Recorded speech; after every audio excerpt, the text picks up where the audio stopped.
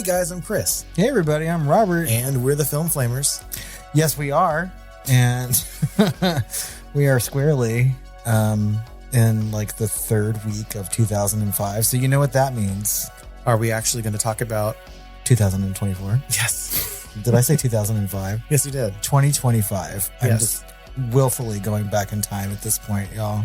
2025 is the current year. Right. And as promised, we always do our Up in Flames episode where we really try to put to bed all of the best and the worst of the previous year. But I don't know. How do we want to talk about this? Do we want to actually start with our top 10? I think so. Because the thing is that like we were treated really to a very good year of horror movies. It was an amazing year. We were tempted to extend our list to a top 15, but nay, because we always do honorable mentions anyway. That's right. So they're gonna get mentioned regardless. We always use and abuse top 10 lists until they're bulging, nay, tearing at the seams. That's right. They're about to erupt forth. But so this year, like Chris and I always do, we rank and rate our movies as we watch them. And as the year started to progress, especially into the fall, we were like, well, good damn, this seems like a really good year for horror, and the year continued. So we have a lot to discuss for you guys. So yeah, maybe we should start with the ones that we liked the very, very most. Right. Starting with our top 10, which was Heretic. That's right. Now, this was surprising to both of us because, of course, we had to kind of aggregate both of our lists together in a way that made us both happy, but also worked, in the land of math. And Heretic trumped science and used all of its spiritual power to become top 10. That's right. Once all the aggregate math was completed and I looked at the official top 10, I was a little shocked that it made it in there. And so I started to look at both of our ratings for this and sort of just think back on it. And I was like, okay, this seems like something that deserves a spot. I don't think either of us were disappointed when we saw it, for sure. Mm-hmm. I was kind of happily surprised. Yeah. Now, this is probably the lowest rated of mine that's on the top 10 at 3.5. Yeah. Although I know I was waffling at a 4 because I enjoyed the shit out of the first 3/4 of this movie. Same. And the acting from Hugh Grant is amazing. I love Hugh Grant in this movie. Also, Sophie Thatcher kind of cemented herself as a horror staple for 2024, at least in 2 films. That's right. And one upcoming. So she's really making her a name for herself in sort of genre cinema. But you were correct. Hugh Grant in this movie is just something special. In fact, he was nominated for a Golden Globe for Best Actor, Musical Comedy. And I just thought this movie has everything that I like. It has all the trappings of a Robert film, a very small cast, a very limited location. And it's really wordy, and those are the things that I really love. A lot of good writing in this. Amazing, monologues in this movie. And I really stand a monologue. And it was creepy when it needed to be and thought-provoking when it needed to be. And I think that it's just a really, really good movie. It's really interesting. I liked the setup. It's the cast has a bunch of chemistry. They do. And I know we've said Hugh Grant a lot, but he's definitely the standout, I think, male performance this year. Mm-hmm. For sure. From a horror film? Mm-hmm. Yeah, I would agree.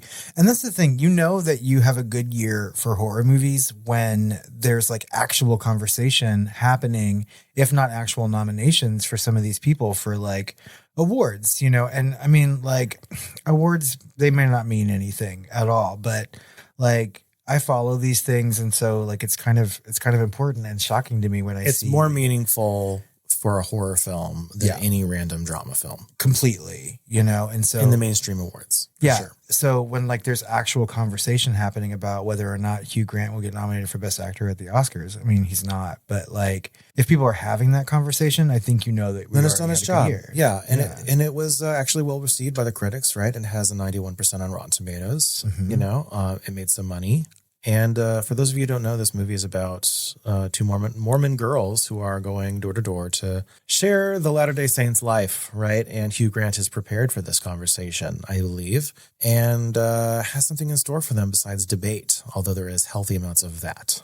Healthy amounts of debate and, tests of faith. Yes. And so it just all makes for a really good, well-written, well-acted film. So good spot at number 10. Moving on, though, to number 9 is a movie that we watched at the Overlook Film Festival this year and was subsequently released pretty quickly after that onto Shudder. And that's a French film called Infested. Right. And this is the only film from the Overlook, I think, on our top 10. Weirdly. Yeah. Well, some of these movies played at the Overlook, but we didn't see them at the Overlook. Okay. You know, and so we were like Johnny come latelys to these. But yeah. This is the French spider movie. Yeah, the French spider movie that we talked about kind of in depth on our Overlook episode. So you can go back and listen to some of our hot takes about that. But this is a really fun film. It is. And I think, has an important message, although you could also skew it into a weird pandemic message that's not super responsible. Mm-hmm. But this was also well received at 95%, which I'm kind of shocked to see because I'd never really looked to see how critics saw it because we saw it so early that it didn't matter. Like we would have had to wait like 6 months to see, I think maybe for some of these. Anyway, great cast, great movie, amazing effects, super creepy. One of the most uncomfortable staircase moments. Yeah. In a horror movie I've ever seen, with those goddamn ratchet up flashlights and the spiders like stopping for every time the light would come on. Oh God. Anyway, I'm getting flashbacks. I mean, and the spiders in this movie are really, really cool and really amazing and kind of gnarly with their effects on people. And like, I don't know, it was just a really, really good, fun film, like kind of everything that I want in like a horror movie. Yeah, and it really escalates, right? Yeah. From that bathroom scene all the way to that sub garage basement scene. Right? Yeah, this movie is a lot of things kind of packed into one, like in ways that French films can do. Mm-hmm.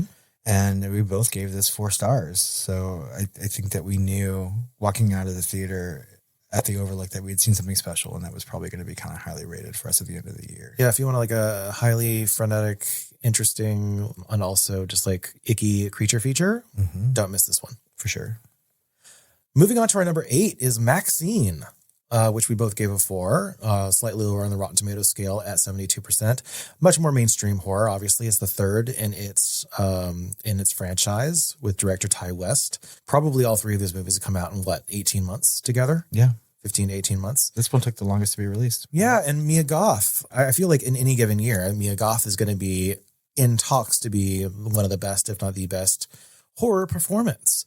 But because of this year's bevy of amazing horror films with amazing female actresses, she's kind of faded into the background of the discussion, particularly because MaXXXine came out earlier in the year. Yeah. I mean, it was like a summertime release. And the thing is that I feel like a lot of people were really looking forward to this, horror fans especially, because Pearl was so well received, as well as, its predecessor. Yeah. And so people were looking forward to the continuation of this story. And I feel like, I really enjoyed it. And I think that Mia Goth is amazing.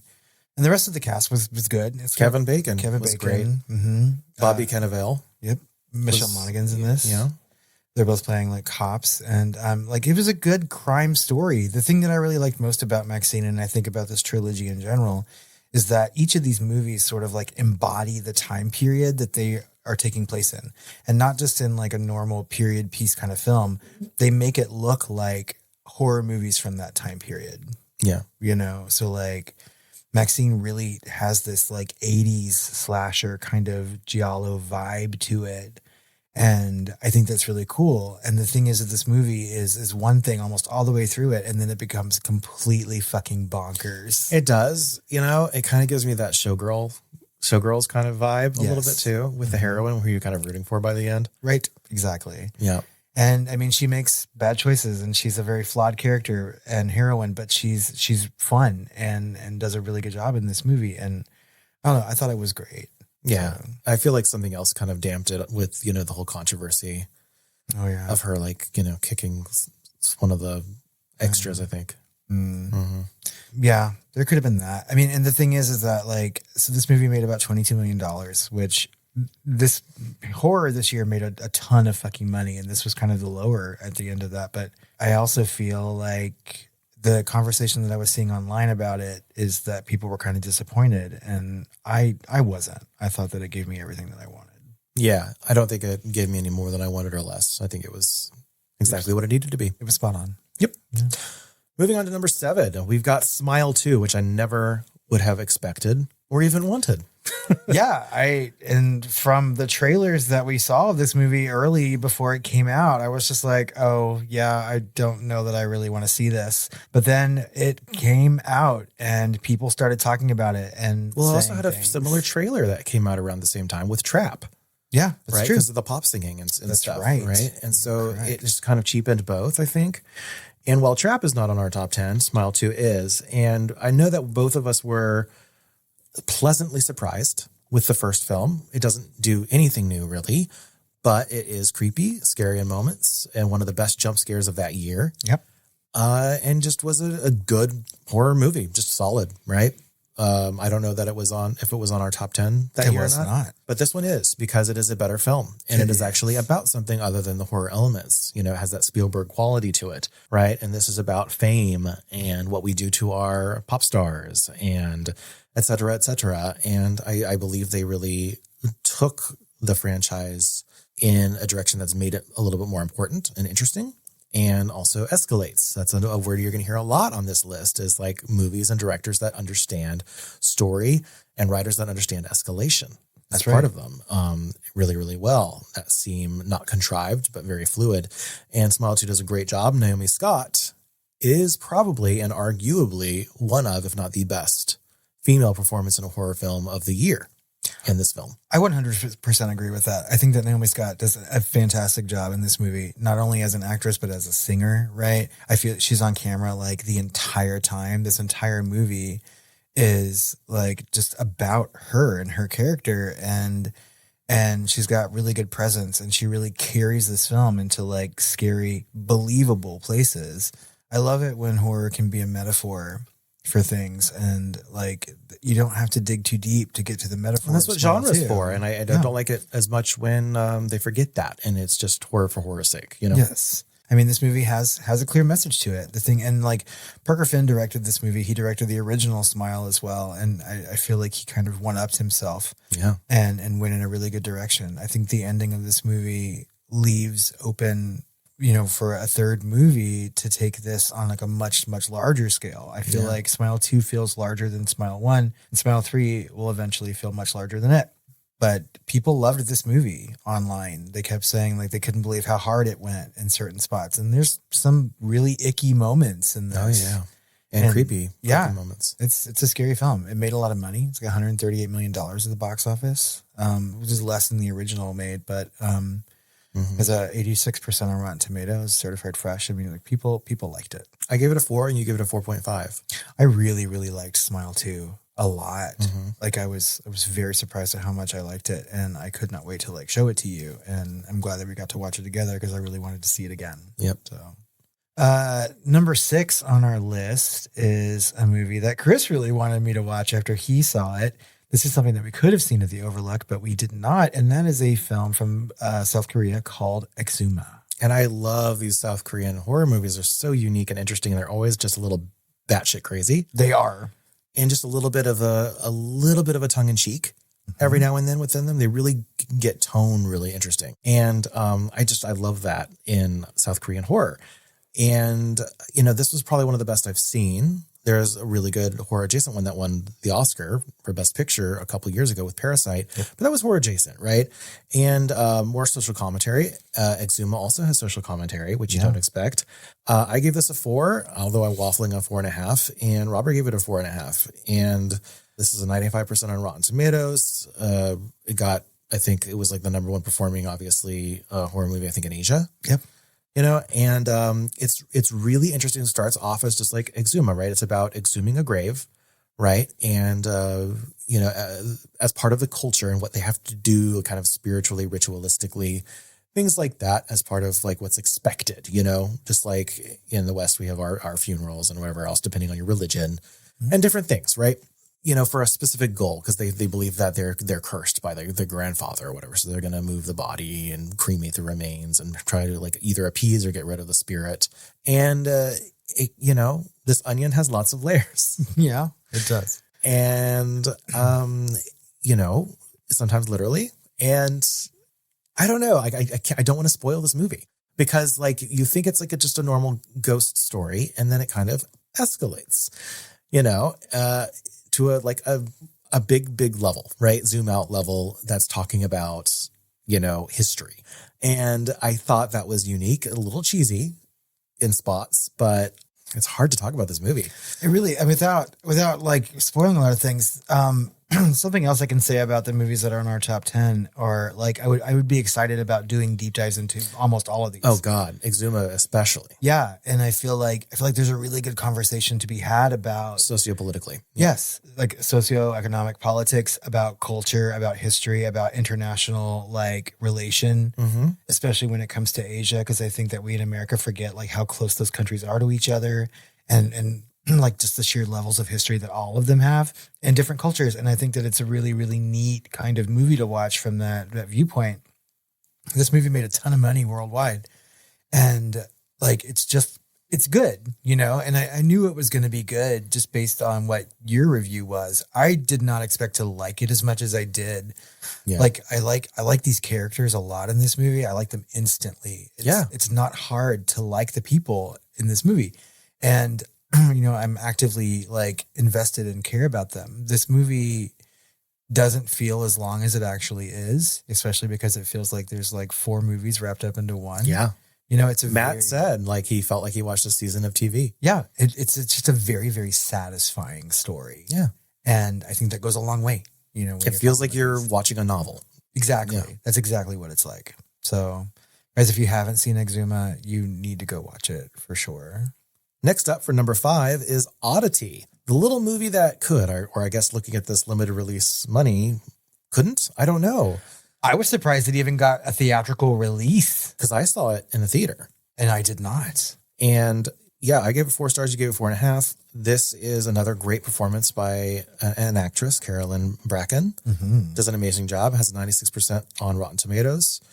But it says it only got like 1.6 million in limited release, but I remember people talking about this. Yeah, I think that people went to go see it. This was a movie that we also didn't see it at Overlook. Yeah, we missed it. And it won the audience award at Overlook. I know. One of these days they're gonna count our votes, and we're gonna see the one that wins.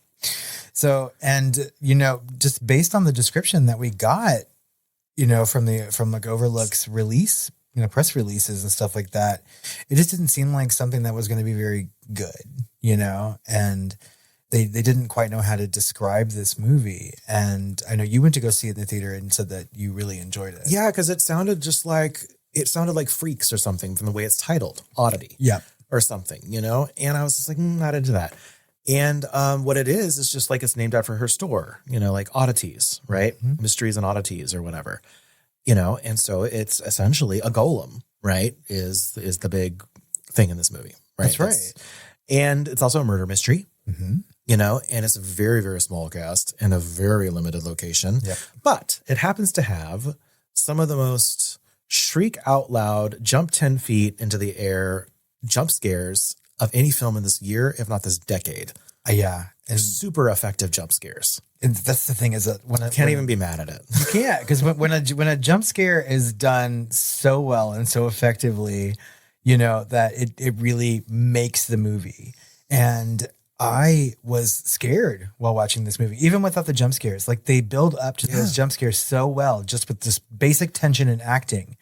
And like, there was a moment in this movie that I fucking just like leapt out of my chair and screamed out loud. And that was at my house, right? Yeah. Yeah. Because I think I hadn't remembered you jumped that far since we watched When Evil Lurks with the dog. Exactly. I mean, every year has got to have at least one, like, Robert almost shot himself jump scare. Flipped over the couch. Yeah. And so like this movie is frightening. And I like that. I like it when movies like really, really scare me. And Carolyn Bracken's great. She plays a blind woman in this. And like, I think the supporting characters are also really good at, building the plot of this and the so what. Which one was it? Was it the tent moment? Yeah. Because there's another moment where they're looking down, a girl's looking down from the rafters or whatever. Yeah. I mean, that one's also scary, but the tent moment. Yeah. Just fucking scared the shit out of me. And I don't know. I live for that sort of thing. So. Oh, yeah. I'm so happy when that can actually, when a movie can actually do that to me and not be like a Dolby shock, when it's actually something you see,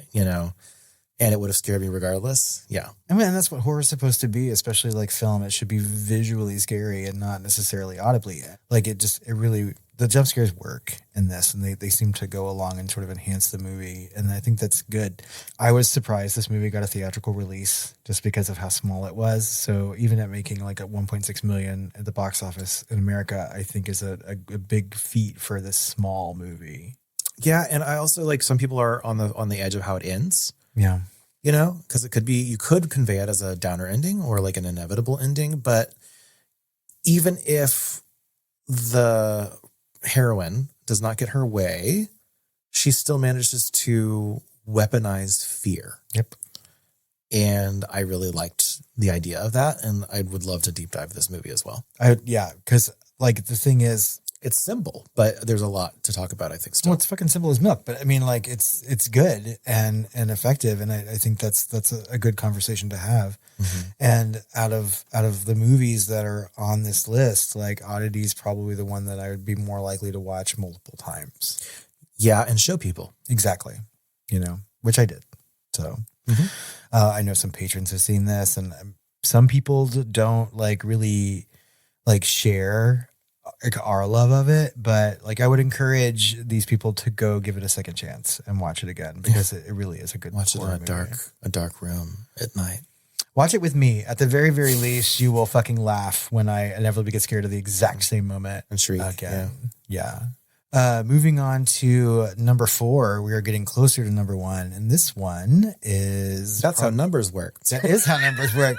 This is why you do the aggregate math and I just read copy.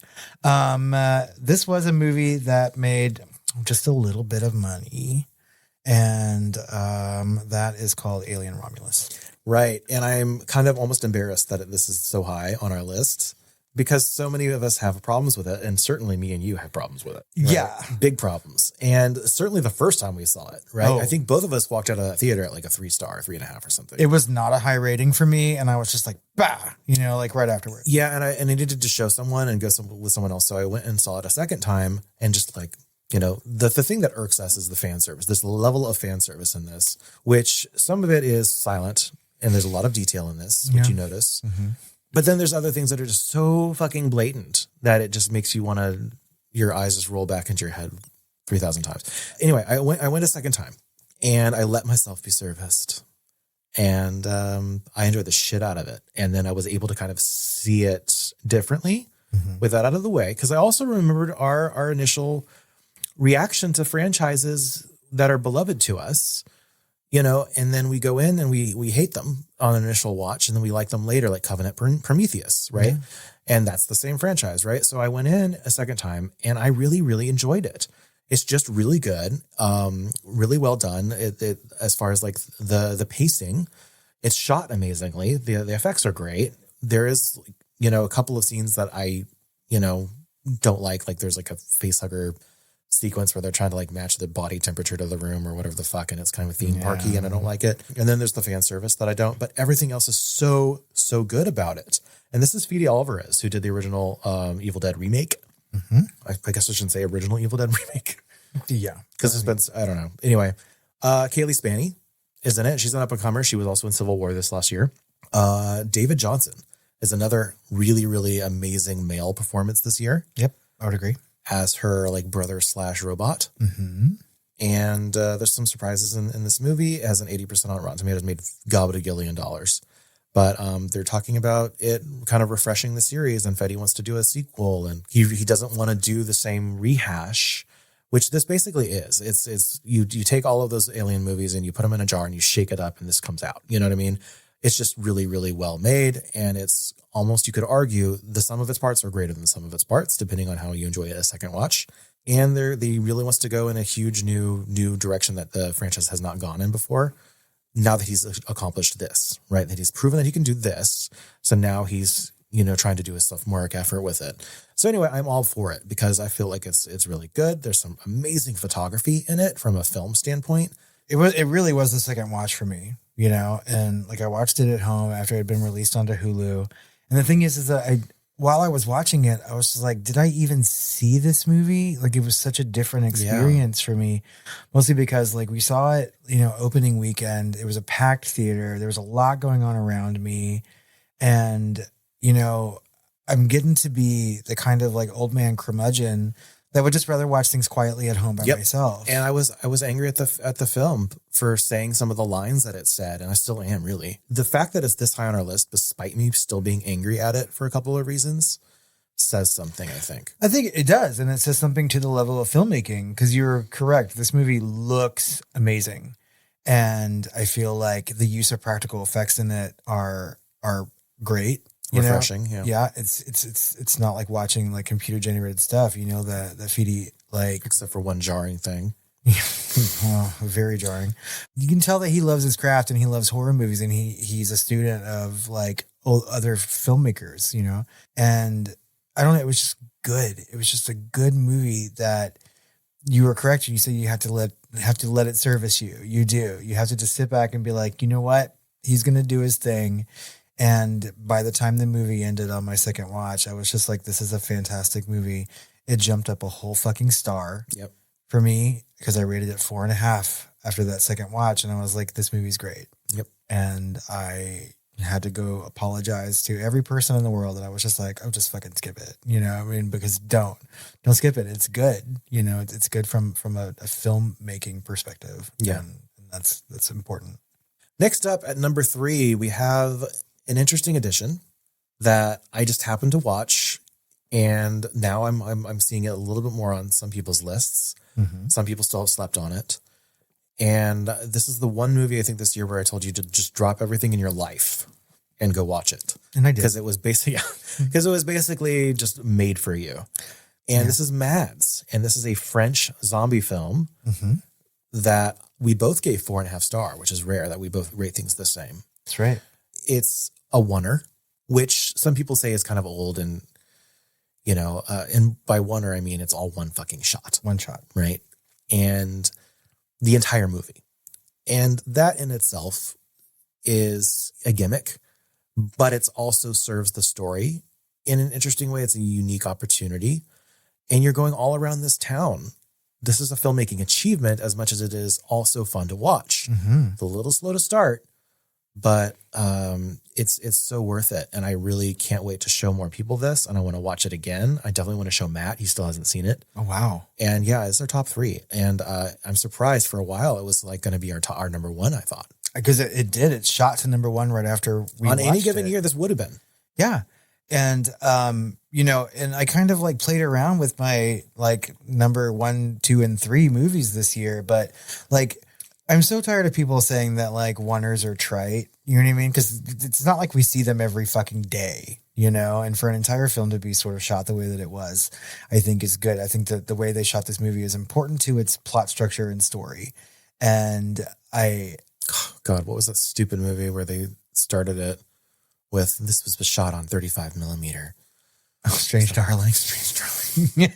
Ruined it. Which is a good movie too. It is, but I'm like so pissed off at that. Fucking pretentious. And like, the fucking New York Times called and said you were pretentious. Yeah. So, like what was the top letterbox was like saying your movie or filming on 35 millimeter is cool. Saying before your movie that you filmed on 35 millimeter is deeply uncool. Yeah. Stop it. Anyway. But this movie is cool, and the thing is its pacing is masterful.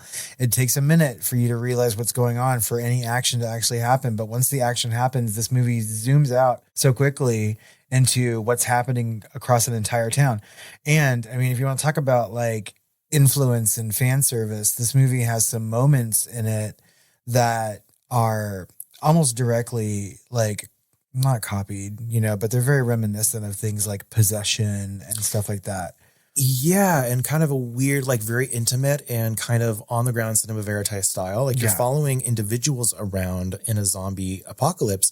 You never get a zoom out really of what's happening. And you just are be able to piece things together from what's happening in this oneer, as this thing spreads. And also, I don't know if I want to call out the individual actors in this. Milton Rich, Lauren Pavey. I don't know how to pronounce these names, but I'd say it's probably the best ensemble because not only did they have to do this like from a technical standpoint, but some of these takes are minutes long and they have to be a zombie on a fucking motorcycle in a oneer, you know, and with a camera in your face, you know, Yes. like and so it's like, I don't know, it just a really, really good movie. And I was kind of floored by all of it. And you are correct. Like I was like, this movie's kind of made for me, you know, and it was very, very French. And I really, really liked it. And I really like the music too, like the all music was throughout. great. And I just want the soundtrack, but it doesn't exist yet. So, I mean, talk about a downer ending too, but I mean, like it was.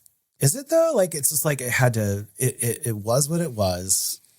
And it's just like, I don't know, by the end of kind of applauding. Yeah, it wasn't going to end happily, you know, but like it was satisfying. Yeah. Satisfying. Yeah. So I mean, I really liked that. Moving on to number 2 is a movie that we have discussed kind of at length this month on the main feed. And that is The First Omen. Right.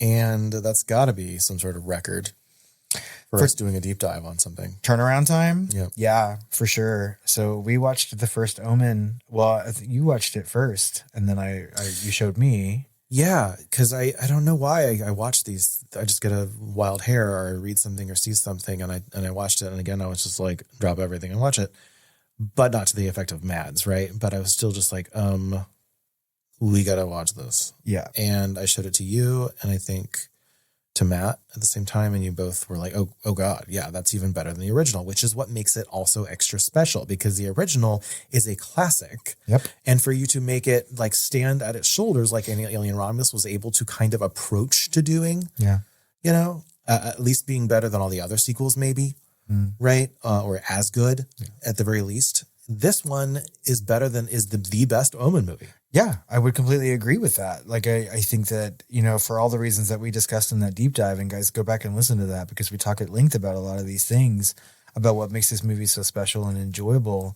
Again, I think there are really good performances in this. And, you know, this year we had 2 movies that were released kind of around the same time, you know, The First Omen and Immaculate. And I mean, like, look, some people swear by Immaculate. I remember seeing a Letterboxd quote, you know, someone said, you know, The First Omen walked so that Immaculate could run, and I could not disagree more. Yeah, to me, Immaculate is much less interesting to me, although the performance is amazing.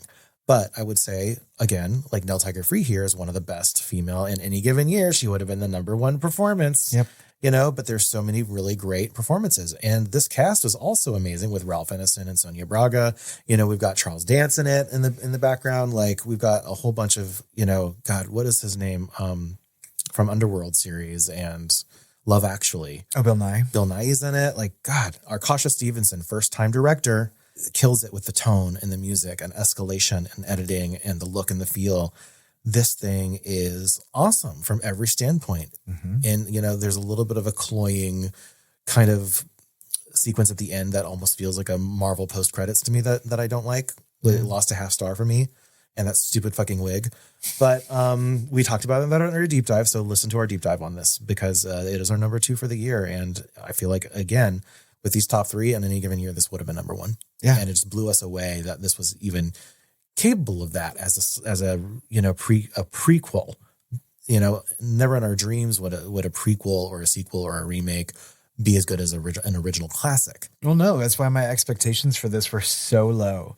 And so when you said like, yeah, you need to watch this, and we were able to watch it together, and I was like kind of floored by it. And I'm like, this is an amazing movie, and not what I was expecting at all. And I think surprises are important. In sequence, wig, and title. Those are the 3 things. Those are the only notes, Arkasha. Okay, otherwise, superb work. So... But talk about surprises, guys. We have made it to our number 1 film. And that one is something that people were talking about, you know, immediately after its release, immediately after it was shown at Cannes. And I think has kind of like grabbed everyone's attention, especially as it is on par to get a bunch of Oscar nominations and maybe some wins. And of course, we're talking about The Substance. That's right. And, you know, I don't know that we're going to be alone here by rating it number 1, as it shouldn't be. Some of this stuff is fairly objective. Although I've seen, was a Bloody Disgusting's list that they put Alien Romulus or something as number one. Did they? I don't remember. Something. I had a problem with the whole list. Yeah. And it was just like, really? No. It was Nosferatu. Nosferatu was their number one because I could not disagree more with that. Yeah, not that we didn't like Nosferatu. It just wasn't on our top 10. Yeah, there were just 10 other movies that were better. No, and also the Nosferatu is a remake, right? And to me, it didn't really elevate much, from a silent picture, which was as simple as milk, and I'm just like, okay. Anyway, The Substance is something unique and special, very unique and special. Yeah. And there's no other movie like it. No. Right. And the closest things there's a bunch of homages, actually. There's like Peter Jackson films. And then there's, I don't know. But if you're going to watch any of the million movies this year about female agency, watch this one. Right. And this one also talking about aging and stardom and things like that. And, an obvious performance from Demi Moore and Margaret Qualley, and less so from Dennis Quaid. Yeah, Dennis Quaid is kind of just gross in this movie, but I think he's supposed to be, right? Yeah. But these two women in this movie, I think, are fantastic. Like, this is just amazing horror acting. It's just amazing acting in general. Yeah. And I think that director Coraline Forgeot, like, she did Revenge, which I really, really liked when it came out. Yeah. And I think that she's just a really good horror genre director. I think, again, just like some of these other directors that we've already talked about, I think that she really knows her stuff. She knows her horror history so much that she created this movie that has a really good message and metaphor, although a very shallow metaphor. But she takes things like Cronenberg and Jackson and sort of like shakes it all up. And this is what we get. We get this movie that's just fucking nuts.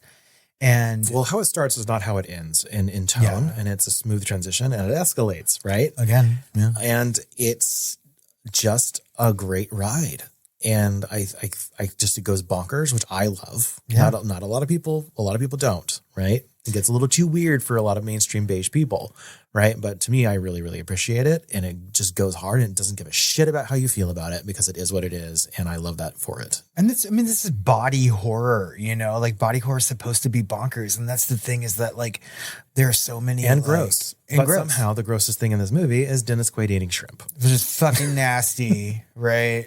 Any kind of like the sound effects in this movie are next level, gross.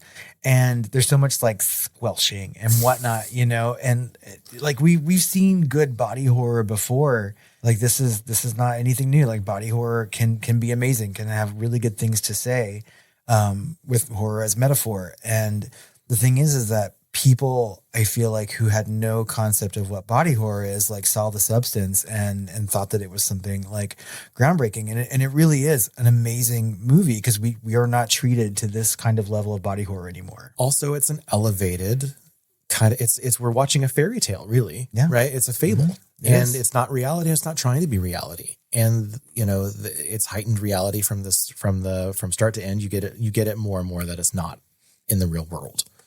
Which I think is also something that really complements it from an artistic standpoint and an aesthetic standpoint. And again, would love to deep dive. Oh, we have to do this. Like this movie made a lot of money this year, like $76 million. So that I think that says a lot about it. It was nominated and won Golden Globes, right?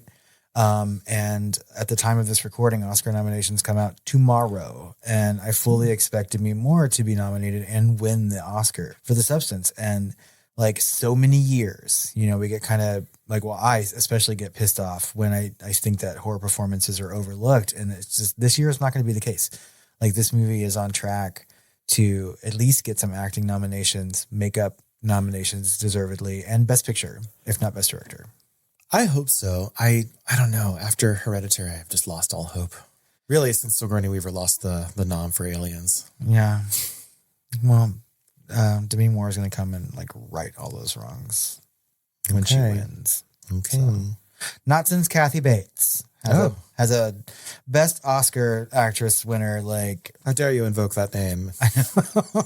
I'm sorry, we call her Matlock now. Those are our top 10s, but as always, guys, we do have some special mentions of movies that we think that you should take a look at. That's right. So starting with I Don't Understand You, which was at the Overlook, right? And this was something really, really special to us. And I don't want to talk too much about it because it looks like it's going to be an early 2025 theatrical release. Otherwise, it would have been in our top 10 because we really enjoyed the shit out of it at the film festival. And it is a horror comedy, really about, you know, things that are lost in translation, like literally, you know, and Fish Out of Water obviously is a big source of comedy. And then this is also the gays, right? That's right. There's a queer storyline to this one. Yeah. And I really liked it. I just had a lot of fun with it. And I'm hoping that it really does get a proper theatrical release so that people can see this movie because I thought it was really, really well done. I think it will at least find a good audience on streaming. Yeah. Right? Another movie that we watched at the Overlook this year that I really, really loved, and I know Chris liked it as well, and I feel like the people who have seen it have kind of liked it, but this is called Red Rooms. It's another French language film, but this one's Canadian. Right, and I think we are both fairly shocked that it's not on our top 10.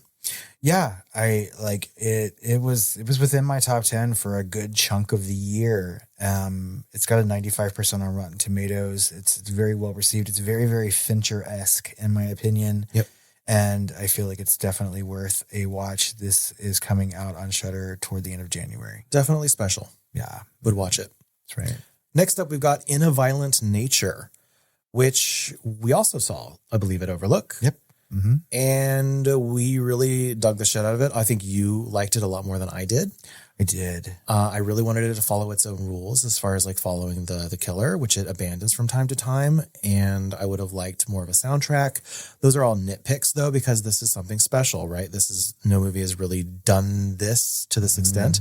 And it has hands down the best kill, I think, of the year in any horror film. 100% the best kill this year. And I really liked In a Violent Nature because of like its subversion of everything that we know at this point of what a slasher movie is. And you get to see it from just a different angle, but all the elements are still kind of there in the background. And it was just a really good movie.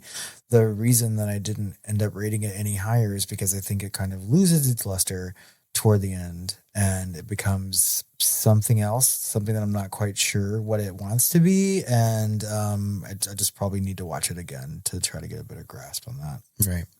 But the last special mention is something I'm going to let you talk about because I haven't seen it yet. Although at your behest, I'm going to have to watch it eventually. You need to from several different standpoints, from the gay standpoint, but also from the horror standpoint, which is Interview with a Vampire Season 2. Yeah.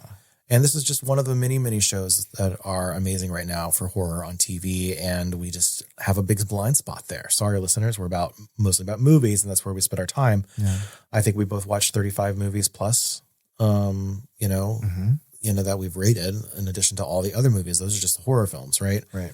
And some TV. But Interview with the Vampire is one of the only horror shows that I watched. And I believe it really escalates the story from season 1 in a way that, because I was kind of on the fence a little bit, it was very, very good the first season. And I was kind of blown away by the casting of Lestat. And I really, I had mostly a problem with the pacing, I think. Yeah. And then season 2 came and the payoff at the end of season 2, which is the full complete story of Interview with the Vampire by that point, the book, comes full circle and it's just fucking amazing. The payoff is like cinema gold. Yeah. Love it.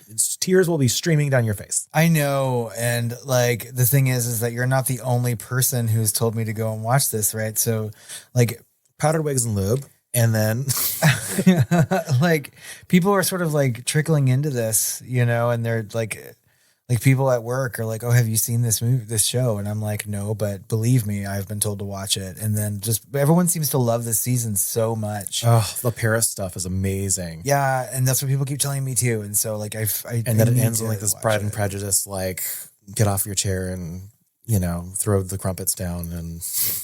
what I need to do is be better about watching like long format series, cause I have no problems watching long films. It's just, and I think I'm more likely to binge something. So, I mean, like it's on my list. Get on your knees for Darcy. Every day. Service Lestat. But those are our special mentions, guys. So make sure to check those out. Definitely check out I Don't Understand You. But, like with any year, there's going to be some movies that are kind of disappointing or something that you might just not connect with. And we certainly had a couple of those. Right. And this can be subjective. Like, and maybe we would have loved them on a second watch. We gave Alien Romulus that chance, but we didn't have the chance to, or the patience to give things like VHS Beyond a little bit more. Right. I think there was one sequence in VHS Beyond that I liked, which is the skydiving one, which I thought was really cool. That was my favorite too. Yeah. So that sequence is cool. I wonder if they like split them up on YouTube and you could just like look at that one. I don't know. People seem to like this. And I mean, it's got an 89% on Rotten Tomatoes. And I'm like, but how though? Like it just wasn't good. I think that this franchise started out well and has just become something that I just and these aren't the ones that are the biggest disappointments. These are just like we didn't connect. We didn't connect with that, right? And it's kind of subjective because this is an anthology where there's a lot of different things that could be subjective in an anthology. Yeah, I just think as a whole it didn't really work for me. Me either. I would say I don't know that it's a disappointment because I was kind of going in not expecting much. Right. And for the other movie that we just didn't connect with, which is also something that we watched at the Overlook, and I know that we talked kind of at length about in our Overlook episode, and that's a film called I Saw the TV Glow, which really started this year out with a bang. Yeah, we were thinking this was going to be, we were really looking forward to this at Overlook. Yeah. We were thinking this was going to be the best film, and we just could not connect it. It wasn't really made for us, which is strange considering that we do have adjacency to it, right? Mm-hmm. But there's lots of people that hold this really, really close to their heart and it's very special for them. And I don't know. I can't connect to it. It's not, to me, it wasn't even very good. Yeah. And a lot of people it's really, really causing a lot of polarity, I think. Some people are loving it and a lot of people are mostly hating it. And that's okay. I mean, like some movies are just polarizing like that. The thing is, the critics seem to like it. The critics loved it. And I thought for sure that this was going to make a lot of money, and it made some money at the box office and it had a lot of buzz, but I think that you're right. Like, it's just not made for us. No. We're not the right age group for this movie. We're not the right demographic for this movie. Although you'd think we would be because it's based off Buffy, we were Buffy, a little bit, and that the TV show in this movie could be anything that came out around that time. I think it's very Buffy. And it's an LGBTQ story. And you'd think us being LGBTQ, right? So it's just like for us to say it's not made for us to not connect with it, that's weird. I think we're just elder gays at this point.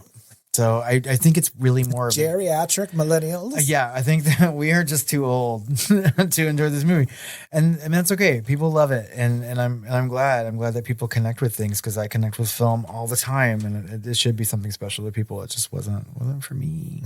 Okay, boomer.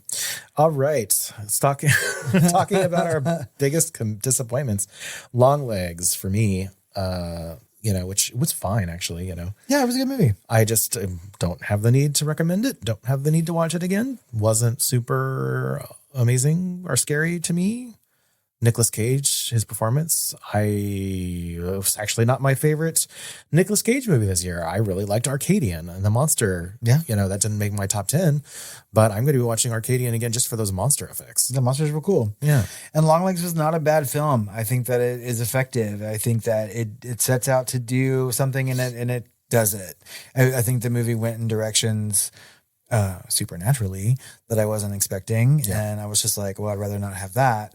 Because I was wanting like a Silence of the Lambs moment, and we got a little bit of that. But this movie had so much buzz, and I need to remember. The marketing was out of control.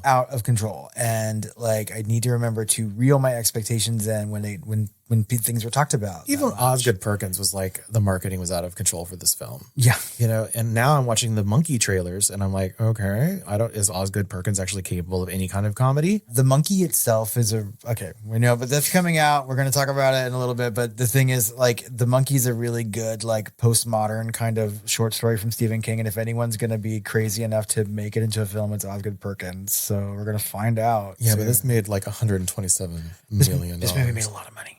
And people went to go see it, and there was a lot of buzz and word of mouth. So I'm glad that a small horror director like Oz Perkins can make something that made this much cash. Right. The next one would be Nosferatu, which we already kind of touched on. Yeah, we even gave a hot take, so listen to that. We'll get into the details of why that was a disappointment for us and still is a disappointment for me, and I've seen it twice. So I did double click into that one. I circled back and put a pin on it. And I'm sure that I will watch it again, because I didn't dislike the movie. I thought the movie was great, but it's just not quite to the level that I wanted it to be. No, I feel like I was getting distilled Robert Eggers in the first 30 minutes, and then it just fell apart for me. 100% the same. Yeah. So, well, that's pretty much 2024 in a nutshell, guys. We watched a lot of horror movies this year. Like Chris said, 35 plus.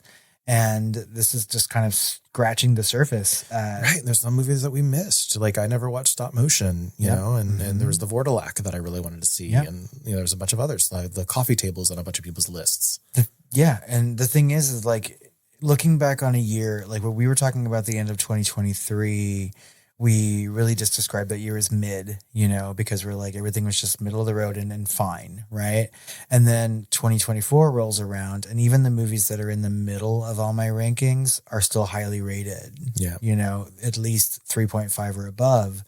And I think that says something about a year. And I feel like as we move into more uncertain times, like post-pandy, I feel like we're going to get a lot of really good horror. And, there's a lot of things coming out in 2025 that I'm looking forward to. So there's just here's a small list of things, guys, that you might want to look forward to in 2025, starting with some public domain madness, which apparently is like quite the trend now.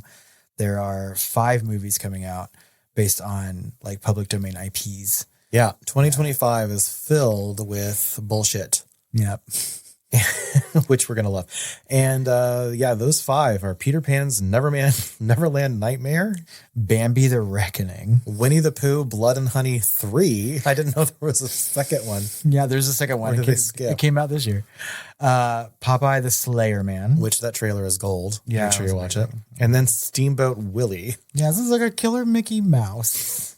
And it looks fucking crazy. So yeah, so that's going to be an interesting public domain horror as a subgenre. I don't know that I'll see any of these, but I mean, like, why not? They exist. I might have to see the Popeye the Slayer Man.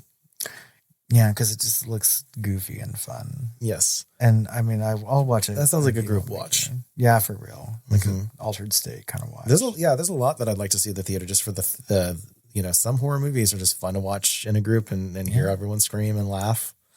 Not included in that, I think, is 28 Years Later, which I think is going to be a nice intimate night in for me. But this trailer, it looks intense and is one of the best trailers I've ever seen in my life. Trailer's so we talked about that on Shooting the Flames. That's right. Yeah. There is a science fiction-y horror movie from a director called Flying Lotus coming out called Ash.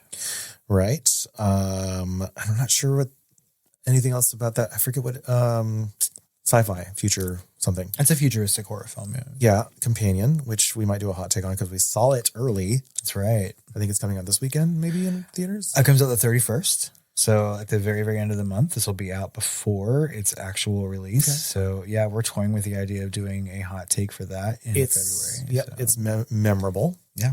And I thought it was coming out like Valentine's Day for some reason.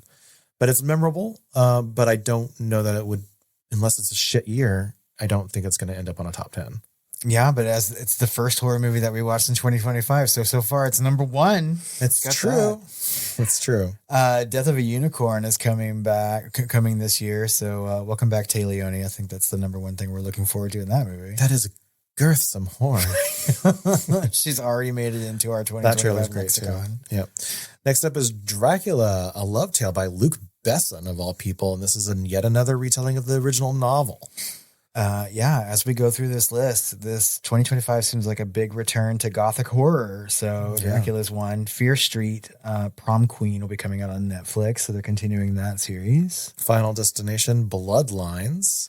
Tony Todd's final movie. Oh, rip. Sad. Five Nights at Freddy's 2, which I will be skipping. Frankenstein by Guillermo del Toro, which stars Mia Goth and Oscar Isaac. Hell yeah. This is a Netflix film. So that's great. He's doing all his stuff now. Yeah. A movie that I am looking forward to very, very much is Heart Eyes. This does come out around Valentine's Day, and this is from Josh Rubin. This is the most money he's ever had to do one. He did Werewolves Within, and before that he did what was it? Scary Story or Scariest. Tell me a scariest Yeah. Something Scare like Me. that. Scare Me. Yes. But it was so good. Both of those movies are fantastic, and I cannot wait to see this movie. Well, he proved himself as a writer, then he proved himself as a director, and now he's having fun and has a budget. So it's going to be interesting to see what Hard Eyes can do from a slasher standpoint. Mm-hmm. Meanwhile, I Know What You Did Last Summer with Jennifer Love Hewitt and Freddie Prinze Jr. Prinze Jr. is theoretically returning, and I've heard Sarah Michelle Gellar might. Yeah, so every time there's sort of like a reboot, remake, sequel that nobody knows what to call it, they're like, well, maybe Sarah Michelle Gellar will come back. I'm like, she's dead. She died. There's not going to be any Gellar, you stupid slut. There's not going to be a Sarah Michelle, you stupid slut.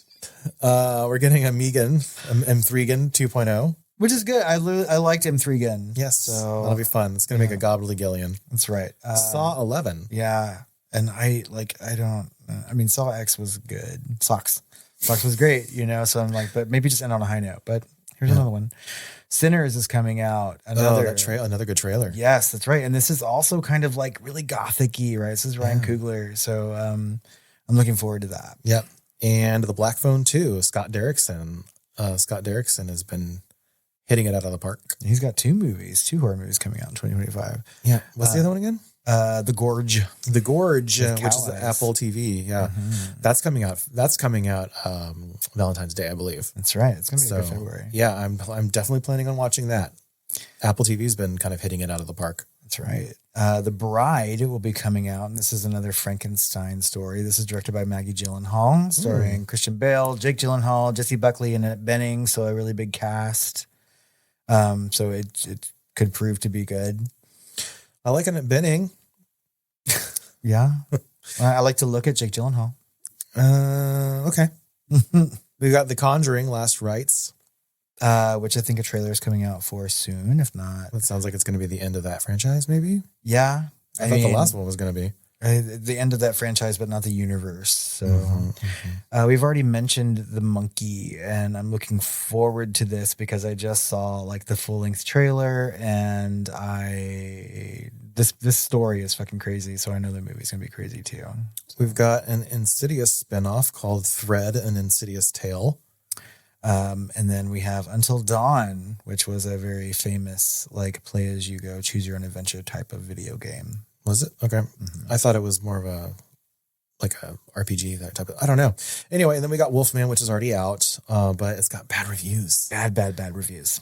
Which is surprising because that director did Upgrade and Invisible Woman or Invisible Man. So the first major horror release of 2025, and maybe it's the January curse. Well, and this list is not even complete, because I've just added like 4 new trailers of like big horror movies to our docket to talk about in early Feb for Shooting the Flames.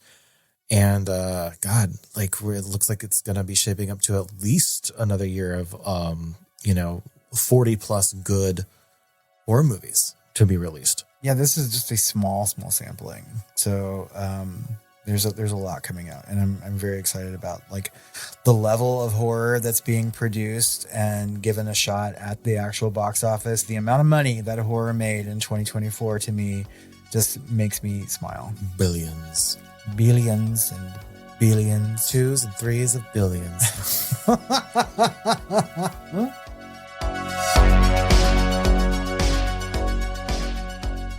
I think that just about wraps up our Up in Flames episode. We can kick 2024 completely out the door now. But as always, we want to know what you think about last year's movies. What were some of your favorites? What were some of your biggest disappointments? You can tell us on social media at The Film Flamers, on Facebook, on Instagram, on Threads, on Blue Sky, all the places. You can email us, redtiredqueens@filmflamers.com, or call our hotline at 972-666-7733. Exhuma substance. Hit me on the black phone, too. Did I say hit me or hit me up? Hit me up on my black phone, too. Come be my companion. Oh. Give me that girthsome horn. Girthsome. That's it for the main feed this month in January, although it was a very jam-packed month for you guys. All right, Chris.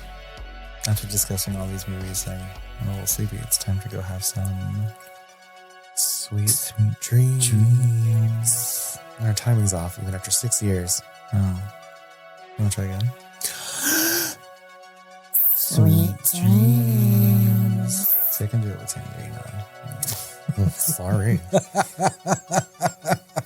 I'll be your co-host. I'll take it.